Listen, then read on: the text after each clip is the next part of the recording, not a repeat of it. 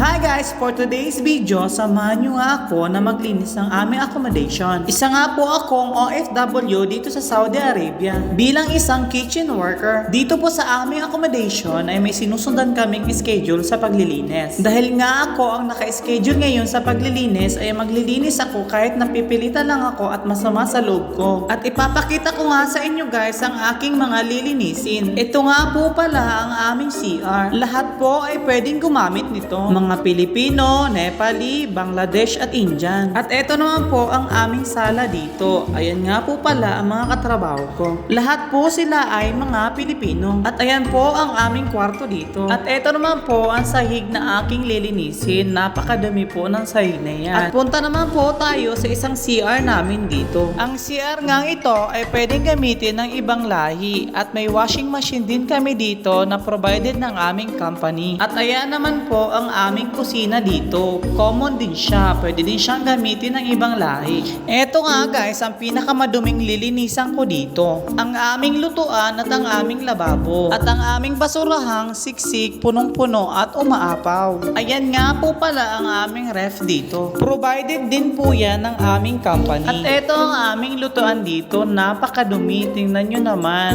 Nagmamantika at sobrang dumi at sobrang kalat. At eto ang aming lababo dito. Buti nga hindi siya barado. Kasi minsan ay nagbabarado yan dahil ang ibang lahi, ang mga tira nilang pagkain ay iniiwan lang nila dyan. At sisimulan ko na nga ang aking paglilinis. Kumuha nga pala ako ng balde at nilagyan ko ito ng tubig at sabon. At binuhusan ko na nga ito ng tubig upang mas mabilis siyang linisin. At bago yan ay chinek ko muna kung sexy pa din ako. At nung nalaman kong sexy pa din ako ay pinagpatuloy ko ulit ang aking paglilinis. At kinuha ko na nga ang brush at kinuskus ko ng kinuskus ito upang matanggal ang mga dumi. At kumuha nga ulit ako ng tubig at binuhusan ko ito. At nag-decide na nga akong tanggalin ang mga basura kasi nangangamoy na. At nilinis ko na din ang napakaduming ilalim nito. Dahil alam nyo ba guys na dito sa aming accommodation ay may iba-ibang lahi kaming kasama. Yun nga ang mahirap dito. Dahil kahit gaano kalinis naming mga Pilipino dito, kung ang kasama namin ay mga dugyot, wala din. Dudumi at dudumi pa rin talaga ang accommodation namin. Alam nyo ba guys na nung una ay kung sino ang naka-day off siya ang maglilinis ng accommodation namin? Kaso hindi yun nasusunod dahil yung iba kapag day off hindi na naglilinis.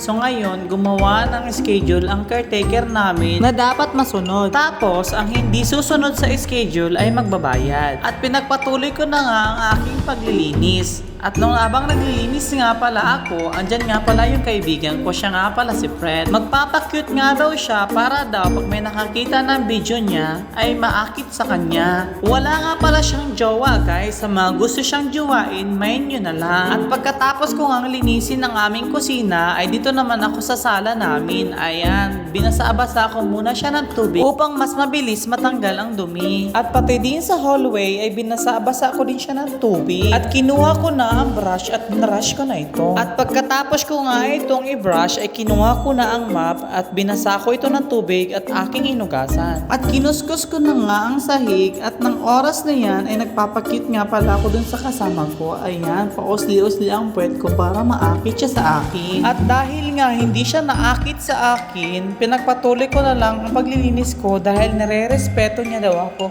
Sana all may respeto. Maglilimang buwan na nga pala ako dito guys na nagtatrabaho sa Saudi Arabia. First time ko nga po pala magtrabaho dito sa Saudi. At ang mga kasama ko pala guys sa trabaho ay mga ex-abroad sila. Matagal na po silang nag-abroad. So ako lang po ang first timer. At sa mga nagtatanong pala guys kung ano ang agency ko sa Pilipinas at kung paano ako mag-abroad, panoorin nyo na lang po ang pinost ko sa YouTube channel ko, Bax Vlog. At sa video pong iyon ay aking shinare ang aking experience sa aking pag-a-apply at kung ano ang mga agency ang aking in-applyan. At natapos ko na din palang linisan ng aming CR. Pagkatapos nga yan, ay nag-decide na akong dalhin ang basura sa baba dahil sa baba ang tapunan ng mga basura. Nasa second floor nga pala guys ang aming accommodation.